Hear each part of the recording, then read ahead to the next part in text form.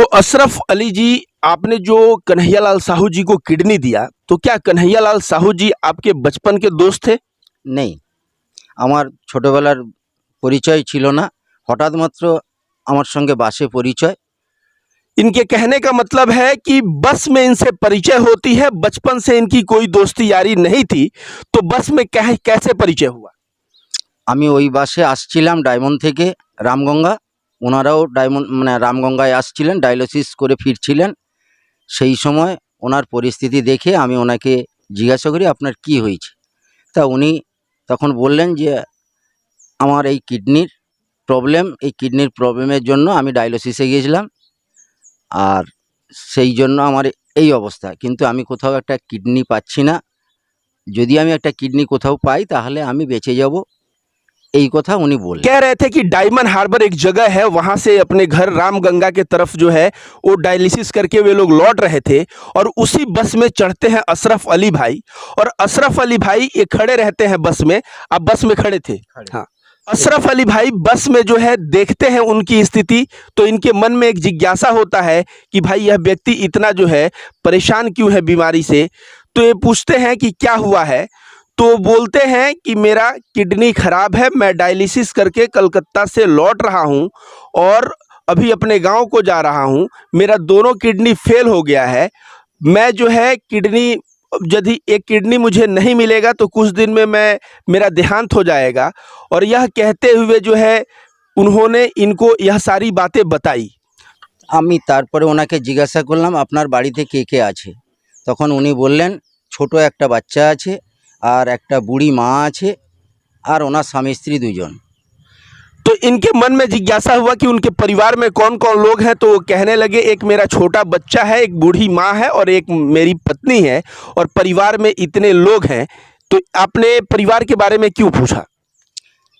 আমি মানে যে ওনার কিডনি দান মানে উনি খুঁজে পাচ্ছে না, বলছে যে বাড়িতে যদি লোকজন থাকে বা তার বাবা ভাইটাই যদি কেউ থেকে থাকে তাহলে তারা তো কিডনি দিতে পারে। এই জন্য আমার মনে একটা জিজ্ঞাসা চিহ্ন এসেছিল।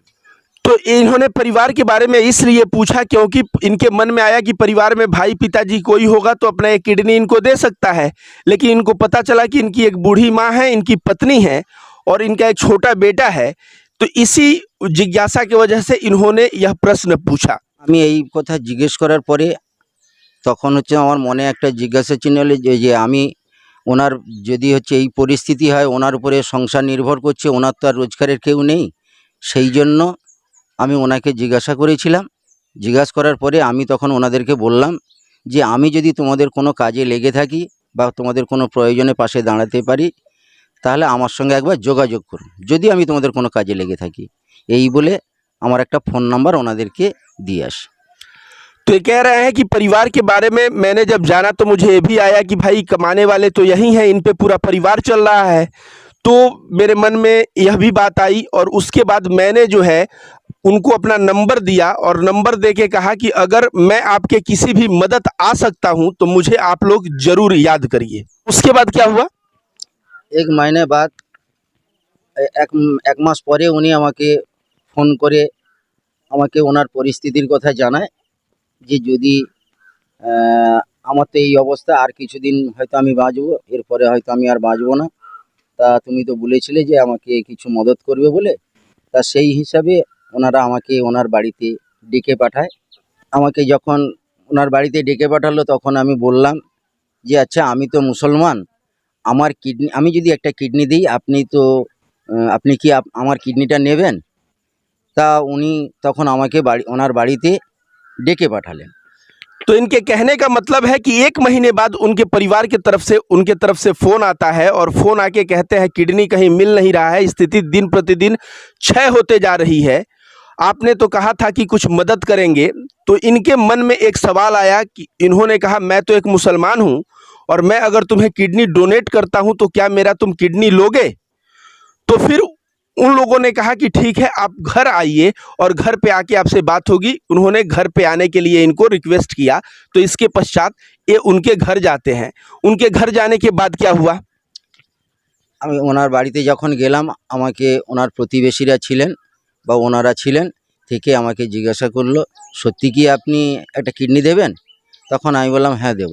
তখন ওনারা আমাকে বলল যে আপনি কি পয়সার বিনিময় দেবেন না এমনি দেবেন। তখন আমি ওনাদেরকে বললাম যে আমি পয়সার বিনিময়ে কিডনি দেব না। एक मिनट। तो जब इनके घर पे उनको बुलाया गया, ये घर पे गए वहां, तो उनके पड़ोसी जो थे और उनके घर वाले इनसे पूछे कि सही में क्या आप किडनी देंगे? इन्होंने कहा हाँ। तो उन लोगों के मन में था कि शायद ये पैसा लेंगे, हो सकता है कुछ पैसा चार्ज करें। तो उनसे पूछे कि भाई आप कितने पैसे का उम्मीद रखते हैं? इनसे इस तरह की बातें होने लगी। तब इनका जवाब सुनिए इन्होंने क्या बोला। তা ওনাকে আমি বললাম যে আমি পয়সার বিনিময়ে কিডনি দেব না, আমি কিডনি দিলে এমনি দান করব। আপনার যা পরিস্থিতি বা আপনার উপরে এই তিনজন মানে আপনার ছেলে এবং আপনার মা, বুড়ি মা এবং আপনার স্ত্রী নির্ভর করছে মানে আপনার উপরে জীবিকা নির্ভর করে। আপনি যদি বেঁচে যান, আপনি আপনার উপরে তাহলে এই তিনজনের আস্থা থাকবে, সেই হিসেবে আমি আপনাকে কিডনি দান করব, কিন্তু আমি পয়সার বিনিময়ে কিডনি বিক্রি করব না। तो इन्होंने स्पष्ट रूप से कहा कि अगर पैसे से आप किडनी खरीदना चाहते हैं तो आप भूल जाइए, मैं किडनी नहीं दूंगा। मैं किडनी इसलिए दे रहा हूं कि आपके जो है बीबी, आपके बच्चे, आपकी बूढ़ी माँ, इन तीनों का जो है आप खर्च चलाते हैं, तो इन तीनों का जो भविष्य है वह भविष्य बच जाए, और सबसे बड़ी बात है आप स्वयं बच जाए। इसके वजह से मैं किडनी दान देना चाहता हूं। सोचिए, इस व्यक्ति का घर आपने देखा कैसा घर है, पारिवारिक आर्थिक स्थिति भी बहुत ही नाजुक है, लेकिन फिर भी यह बंदा जो है इतना बड़ा यह दिल दिखाते हुए अशरफ अली भाई जो है अपना किडनी जो है फ्री में दान देने का उन लोगों को ऑफर दिया। আমার সঙ্গে এই কথাবার্তা হয়ে তারপরে আমি চলে আসি। তারপরে ডাক্তারের কাছে কিছুদিন পরে ডাক্তারের ডেট নেওয়া হলো। ডাক্তারের ডেট নেওয়ার পরে ডাক্তারের কাছে চেক আপে যাওয়া হলো এবং আমার ব্লাড গ্রুপ এবং আমার কিছু টেস্টগুলো করে ওনার সঙ্গে আমার গ্রুপ মিলে কিনা এবং ওনার ভাল্বের সঙ্গে আমার ভাল্ব মিলে কিনা এই সমস্ত টেস্ট শুরু হলো।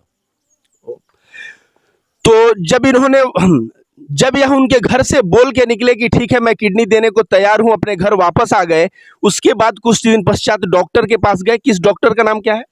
प्रतीक दास। प्रतीक दास नाम के एक डॉक्टर के पास जाते हैं। वह डॉक्टर इनका ब्लड टेस्ट करता है, इनके किडनी का वाल्व मैच करेगा कि नहीं, ये सब टेस्ट करता है। टेस्ट करने के बाद कहता है आपका ब्लड ग्रुप और उनका ब्लड ग्रुप एक है और किडनी का वाल्व भी मैच कर रहा है, आप उनको किडनी डोनेट कर सकते हैं।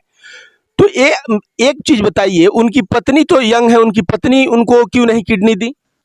ওনার স্ত্রীর কিডনি ওনার সঙ্গে ওনার গ্রুপের সঙ্গে মানে ব্লাড গ্রুপের সঙ্গে ম্যাচ হয়নি। मतलब वो হওয়ার रेडी জন্য- थी?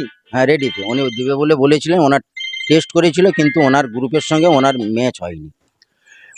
उनकी पत्नी कन्हैयालाल साहू की पत्नी जो है वो यंग थी और वो किडनी देने को तैयार थी अपने पति को, लेकिन जो है उनका ब्लड ग्रुप मैच नहीं किया, और ब्लड ग्रुप मैच नहीं किया, इसके अलावे जो है किडनी का वाल्व मैच नहीं किया, इसके वजह से वो किडनी देने में असमर्थ रही, और इसके वजह से कन्हैयालाल भाई जो है ये किडनी देने को ठान लिए। और जब वहाँ गए तो इनका ब्लड ग्रुप और वाल्व मैच हुआ। उसके बाद किडनी किस तरह से बदला गया उसके बारे में हम लोग बात करते हैं। तो उसके बाद क्या हुआ? তারপরে আমি ওখান থেকে ডাক্তার এই সমস্ত ডেট মানে চেক করার পরে আবার আমাদেরকে বলল যে আপনাদেরকে এই সমস্ত দিতে গেলে, দান করতে গেলে আপনার কোর্টের কাগজ রেডি করতে হবে এবং গ্রাম পঞ্চায়েত এবং মানে থানা থেকে এবং কি বলছে বিডিও থেকে যে সমস্ত কাগজপত্র রেডি করে আনতে হবে, আপনারা এই কাজগুলো করে নিয়ে এলে তারপরে আপনার কিডনির ট্রান্সফার হবে। तो उसके बाद जो है डॉक्टर इनको बताता है कि आपको जो है पुलिस से, वीडियो से, किस किस जगह से कागज जो है बना के लाना पड़ेगा, उसके बाद जो है आप लोगों का किडनी ट्रांसप्लांट संभव हो सकता है। तो एक चीज बताइए अशरफ अली भाई, कोई भी परिवार जो है अपने घर के व्यक्ति के लिए चिंतित रहता है, तो आपकी पत्नी, आपकी बीवी जो है उनका क्या रिएक्शन था? आपके बेटे लोगों का क्या रिएक्शन था? क्या वो लोग मना नहीं किए कि पिताजी आप किडनी मत दीजिए? আমি প্রথম যখন ওনাকে কিডনি দেবো বলি তখন কিন্তু বাড়ির আমার কেউ জানতো না, কিন্তু যখন এই সমস্ত কাগজপত্র রেডি করতে হলো তখন আমার বাড়িতে জানাতে হলো। আমার বাড়িতে জানাতে আমার স্ত্রী বলেছিল বা আমার ছেলেরা বলেছিল যে তুমি এখন থেকে যদি এই রকম অবস্থায় যদি তুমি কিডনি দিয়ে দাও, তাহলে যদি কোনো ভবিষ্যতে যদি কোনো শরীর খারাপ হয় বা কোনো পরিস্থিতি, আমাদের সংসার মানে চলবে কি করে, আমাদের তো এই সংসার খাটাখাটনির উপরে নির্ভর, তাহলে মানে আমরা কি করব তখন। तो तो इनकी जब कागज तैयार करने की बात आई तो इन्होंने अपने घर वालों को भी बताया और घर वाले में इनकी पत्नी और इनके लड़के इनसे कहने लगे कि देखिए हम लोग तो एक गरीब लोग हैं और हम लोग मेहनत करके खट के खाते हैं, और अगर आप किडनी दे देते हैं और आपको कुछ शारीरिक अस्वस्थता आती है, आपको बीमारी आती है, उस वक्त जो है हम लोग एक समस्या में पड़ जाएंगे। यह बात इनके घर वाले इनको कहते हैं। उसके बाद जो है आपने अपने घर वालों को क्या कहा? তখন আমি বললাম যে দেখো রুজি মানে পৃথিবীতে পাঠিয়েছে আল্লাহ পাক, আমাদেরকে দুনিয়ায় পাঠিয়েছে আল্লাহ পাক, রুজি দেনেওয়ালা মালিক। এবং আল্লাহ পাক বলেছেন একজন অসুস্থ ব্যক্তি থাকলে তার পাশে দাঁড়ানো, এবং আমার নবীজি আদেশ এবং নির্দেশ যেটা ছিল বা নবীজির যেটা করতেন যে মানুষ বিপদে পড়লে তার পাশে দাঁড়াতে হয়, সেই শিক্ষাটা আমার মধ্যে ছিল। সেইটা দিয়ে আমি আমার স্ত্রীকে এবং আমার ছেলেদেরকে বোঝালাম যে দেখো সংসার চালানো কীভাবে হবে এটা আল্লাহর উপরে ছেড়ে দাও, কারণ আল্লাহ পাক আমাদেরকে দুনিয়ায় পাঠিয়েছে, আল্লাহ পাক রুজি আমাদের নিশ্চয়ই জোগাড় করে দেবে। तो इन्होंने अपने पत्नी और अपने बेटों से जो बात कहा वो बात ध्यान से सुनिएगा। ये कह रहे हैं कि हम लोगों को इस धरती पे भेजने वाला अल्लाह है और हम लोगों का रोजी रोटी देने वाले अल्लाह है, और अल्लाह ही हम लोगों के रोजी रोटी को देते हैं। इसके अलावा ये कह रहे हैं कि मैं नबी को, मतलब मोहम्मद साहब को, नबी जी इनको कह रहे हैं, मोहम्मद साहब को मैं आदर्श मानता हूं, उनके सिखाए हुए रास्ते पे चलता हूं, और उनका जो शिक्षा है कि कभी भी कोई व्यक्ति समस्या में हो, उसका शरीर खराब हो, तो उसके साथ हम हमेशा खड़े रहें। इसी की वजह से मैं खड़ा रहा। तो ये कह रहे हैं। तो आपके बीवी और बच्चों का उसके बाद क्या रिएक्शन था? वे लोग क्या बोले आपके इस बात को सुन के? তখন বলছে যে ঠিক আছে, যদি তুমি ভালো মনে করো তাহলে তুমি মানে দাও, আমাদের কোনো আপত্তি নেই।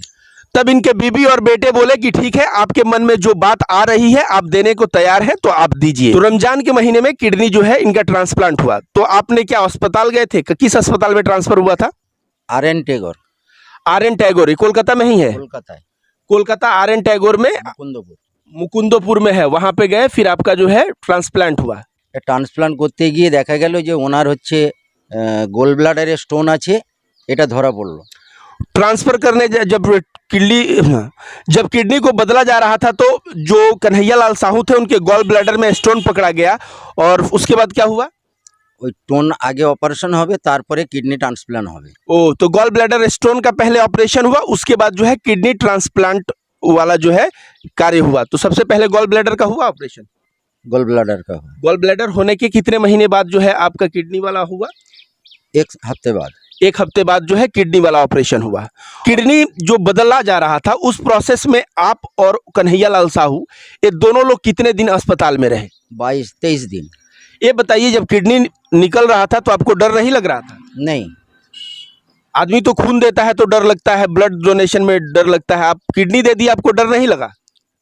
আমি যদি আমার মনের মধ্যে আল্লাহ এবং নবীজির কথা যদি মেনে থাকি তাহলে আমার ওই চিন্তায় আমার আর কোনো ভয় নেই। ये बोल रहे हैं अपना अल्लाह और नबी जी के मार्ग पे अगर मैं हूं तो मुझे कोई भय नहीं। तो एक सवाल है अशरफ अली जी कि आपने अपना किडनी क्यों दिया? लोग तो यहाँ ब्लड नहीं देते हैं, आपने किडनी क्यों दे दिया? আমাদের মানে ইসলাম মতে আল্লাহর মানে কথা এবং নবীজির আদর্শ, নবীজির মত এবং নবীজির পথ অনুসরণ করে আমরা চলি। সেই হিসাবে আমি একজন মানুষ বিপদে পড়লে তার পাশে দাঁড়ানো, সেই হিসাবে আমার মনের মধ্যে এসেছে, আমি সেই জন্য ওনার পাশে দাঁড়ানোর চেষ্টা করেছি। तो ये जो बातें कह रहे हैं, जो अपने पत्नी और बच्चों को जो समझाया था वही बात कह रहे हैं। इनका कहना है कि मैं अल्लाह के मार्ग पे चलने वाला हूं, मैं मोहम्मद साहब के मार्ग पे चलने वाला हूं, और उनका मार्ग यह बताता है कि कोई भी आदमी विपत्ति में खड़ा रहे, विपत्ति में पड़े तो उसके साथ हमेशा खड़ा रहना, ये जो है इनका कर्तव्य है। और इसी कर्तव्य का निर्वहन करते हुए इन्होंने अपना एक किडनी जो है कन्हैया लाल साहू एक हिंदू भाई को दे दिया। ये बताइए, आप तो मेहनत मजदूरी करने वाले लोग थे, आप ईंट पत्थर और ये सब करके जो है आप अपना परिवार का रोज का खर्च निकालते थे। तो आपके मन में ये जो आप बोल रहे हैं नबी जी के पथ पे चलना, अल्लाह के पथ पे चलना, ये सारी चीजें आपके मन में, ये धार्मिक बातें कहाँ से आई? আমি আমার যখন 12-13 বছর বয়স তখন আমি মাদ্রাসায় 2 বছর ওখানে ফকির সাহেবের মাদ্রাসায় পড়াশোনা করেছিলাম। आप लोगों को बता दें, इनके कहने का मतलब है कि जब यह 12 और 13 वर्ष के आयु के थे तो 2 साल मदरसे में पढ़े थे। जो अंधभक्त जो लोग कहते हैं कि मदरसे में बम बनाना सिखाया जाता है और आतंकी शिक्षा दिया जाता है, देखिए आज एक मदरसे का पढ़ा हुआ बंदा कह रहा है मैंने किडनी डोनेट किया, मैं धार्मिक बातें मुझे अल्लाह और मोहम्मद साहब के पथ पे चल के, और यह धार्मिक बातें मुझे पता कहाँ से चली, मदरसा से मुझे पता चली। तो मदरसे का नाम क्या था सर? মাদ্রাসার নাম ছিল ঢলা মাদারপাড়া সিদ্দিকিয়া নুরিয়া সিনিয়র মাদ্রাসা। तो मदरसे में आप को कैसे हुआ कि एडमिशन करवाएं और वहाँ पे आपने क्या क्या सीखा, ये थोड़ा बताइए। আমরা যখন যখন তখন আমরা খুব গরিব মানুষ, আমরা লেখাপড়া শিখতে পারিনি।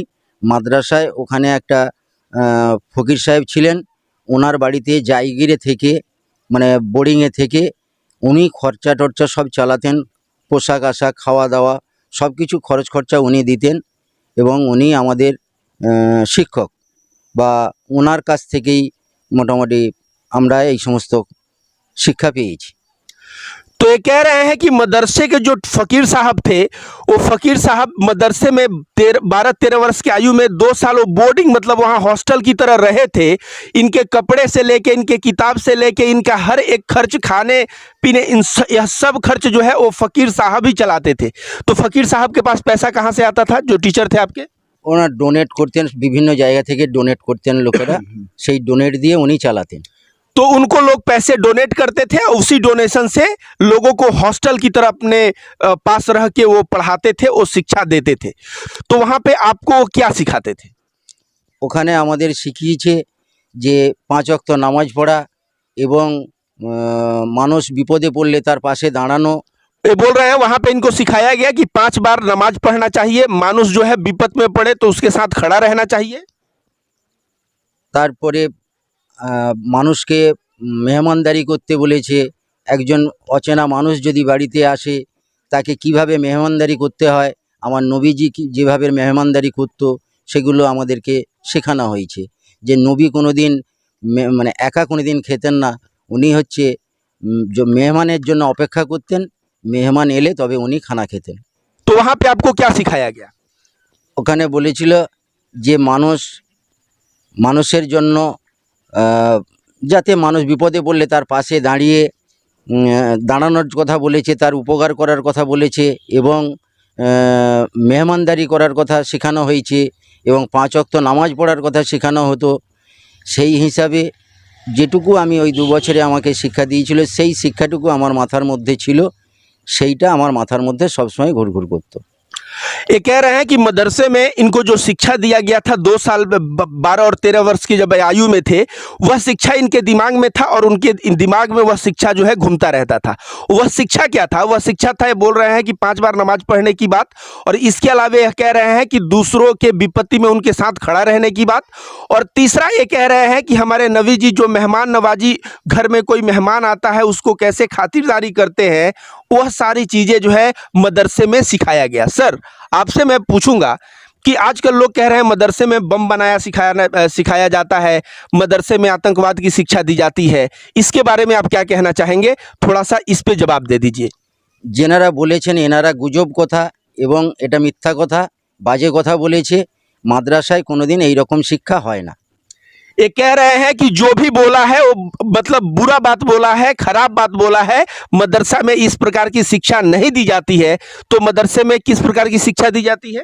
মাদ্রাসায় যে শিক্ষাগুলো দিত সেই শিক্ষাগুলো মানুষের ভালো কাজে লাগার জন্য এবং বিভিন্ন মানুষের সেবা করার জন্য এই সমস্ত শিক্ষা দিত। মা বাপকে মেনে চলতে হবে, মা বাপকে খাতির করতে হবে বা মা বাপের কথা মতো চলতে হবে, এই শিক্ষাগুলো যেগুলো ভালো শিক্ষা সেইগুলো মাদ্রাসাতে দেওয়া হয়। ये कह रहे हैं कि मदरसे में जो अच्छी शिक्षा है वो दी जाती है, जैसे माता पिता का सेवा, लोगों का सम्मान करना, यह सारी चीज़ें मदरसे में सिखाई जाती है। जो लोग मदरसे को कहते हैं कि वो जो है वहाँ गलत शिक्षा दी जाती है, बम बनाना, आतंकवाद, ये सब जो है बहुत ही बुरी बात बोल रहे हैं। इस तरह की बात कहते हुए यह नज़र आ रहे हैं।